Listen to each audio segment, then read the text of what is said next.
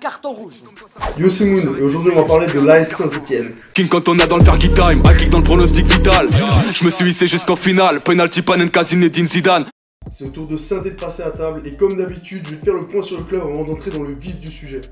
La jeunesse de l'AS Saint-Etienne remonte déjà à 1919 et à l'heure actuelle il est sans aucun doute l'un des clubs les plus importants de France historiquement parlant. Il a été fondé grâce au groupe Casino en tant qu'association amateur et à force de gagner en notoriété et voulant accéder au statut professionnel, l'AS Casino devient en 1933 l'AS Saint-Etienne. Et c'est à ce moment-là que Saint-Etienne va rentrer dans l'histoire.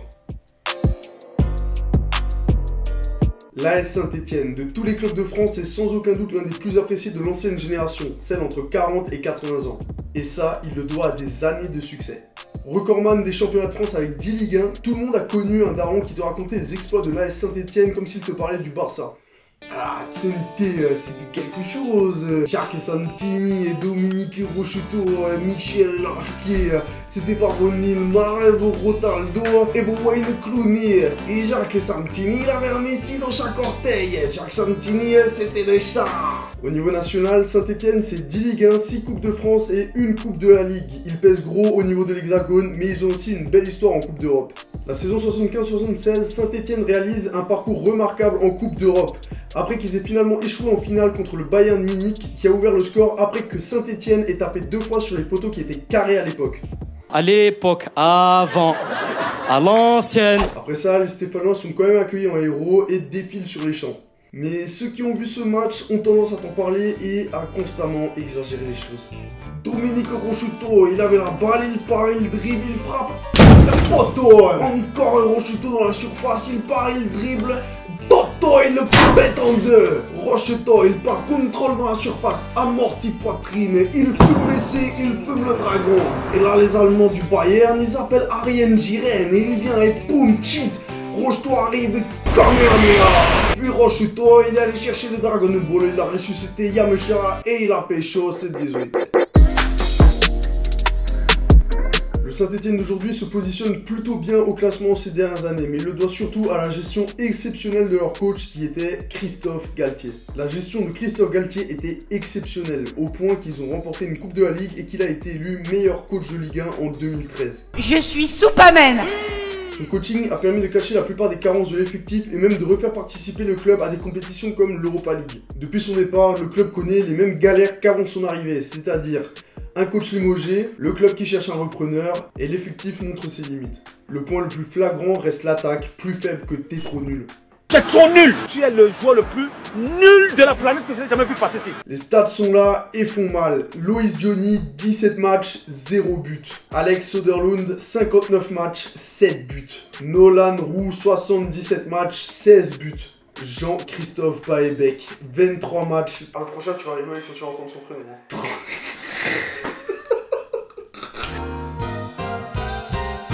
Jean-Christophe Baebeck, 23 matchs, 3 buts. Van Wolfswinkel, 40 matchs, 9 buts.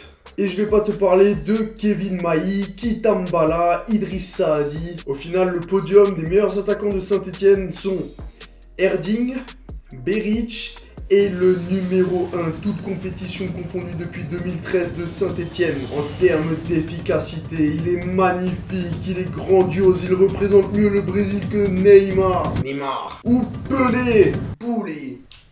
El Magnifico Brandao. Avec un ratio d'un but tous les 3 matchs, il culmine à 23 buts en 67 matchs. Quand ton meilleur attaquant date d'il y a 5 ans et qu'il s'agit de Brandao... C'est pas touché! Non, C'est pas touché. Rajoute à ça que l'équipe évoluait avec Perrin, Lemoine, Brison ou Moulin. Manque plus que Jérémy Toulalan ou Benjamin Nivet est à la moitié du 11 de légende de Michel Drucker. Un effectif qui a du mal à se renouveler, du mal à renouer avec le succès, tout l'inverse de son rival lyonnais.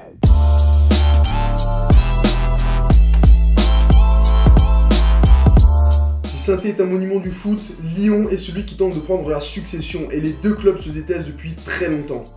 tout les différencie. Déjà rien que les politiques de recrutement. Quand Saint-Etienne essaie de recruter dans un championnat mineur en investissant l'équivalent d'un briquet et d'un filet aux fiches, Lyon met le paquet en misant sur son centre de formation ou sur des joueurs en manque de temps de jeu ou voulant franchir un palier. Avec par exemple Kenny Tete, Mariano, Memphis Depay ou Tanguy Ndombele.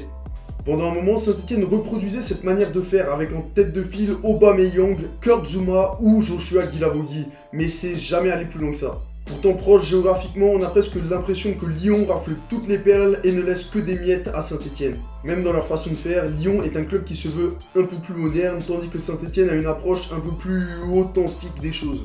C'est la ferveur populaire qui fait avancer ce club, leur meilleur atout reste le 12e homme et le Chaudron reste l'une des meilleures ambiances des stades de France. Avoir une bonne entente c'est essentiel, mais sans fond de jeu ça ne vaut rien et c'est pas pour rien que Lyon a atomisé Saint-Etienne 5-0 chez eux.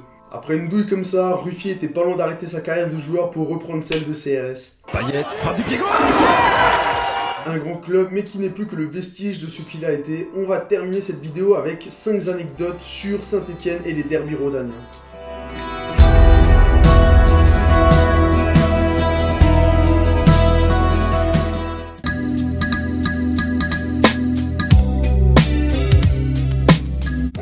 Saint-Etienne remportera 1-0 le derby contre Lyon à Gerland. Pour calmer ses supporters, Jean-Michel Aulas ira les voir et leur dira qu'ils doivent se focaliser sur la Champions League, une compétition que Saint-Etienne ne jouera que sur la PlayStation, toujours d'après Jean-Mich.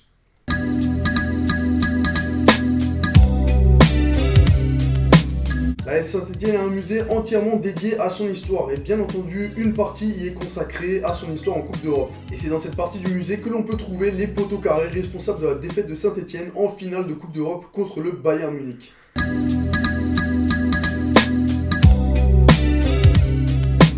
En 1967, il y a un gros derby en Coupe de France entre Lyon et Saint-Etienne. Le derby va tourner à l'avantage de Lyon qui va l'emporter 2-0. Suite à ça, le coach de Saint-Etienne va dire que Lyon a joué la carotte. Un mois plus tard, alors que les deux clubs vont se retrouver en Ligue 1, les supporters lyonnais vont venir avec des sacs de carottes qu'ils vont renverser devant les joueurs stéphanois.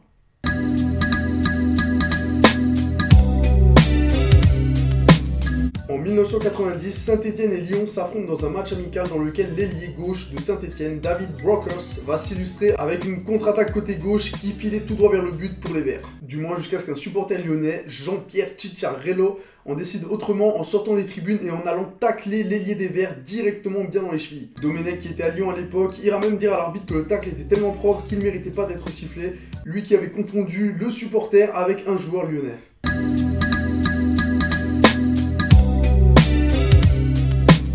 Le 10 novembre 2013, alors qu'il y a un derby entre Saint-Etienne et Lyon, Joël Batz décide d'accrocher une écharpe en l'honneur des supporters des Gaunes qui avaient été interdits de déplacement lors de ce derby. Beaucoup de personnes y ont vu une provocation, surtout les supporters de Vert qui ont littéralement pété les plombs, mais d'autres y ont vu une diversion de la part de Joël Batz. Grâce à ça, les supporters stéphanois ont porté leur attention sur le préparateur des gardiens, alors que Mathieu Gorgelin jouait son premier derby et risquait de subir une forte pression. Joël Batz a donc fait ça pour prendre la pression et l'attention des supporters à sa place. Et ça, c'est beau. Une stratégie payante, d'autant plus que les Lyonnais vont remporter ce derby sur le score de 1-0. Voilà, cette vidéo est terminée, tu sais ce qu'il te reste à faire, lâche un like, abonne-toi et n'hésite pas à me donner une suggestion de vidéo dans les commentaires. Sur ce, prends bien soin de toi et à la prochaine, ciao. My orange been I'll make the world go round. But some ain't my homegirls now. Start stacking, dabbled in. Nickname Medina, make the scenes, took my Nina.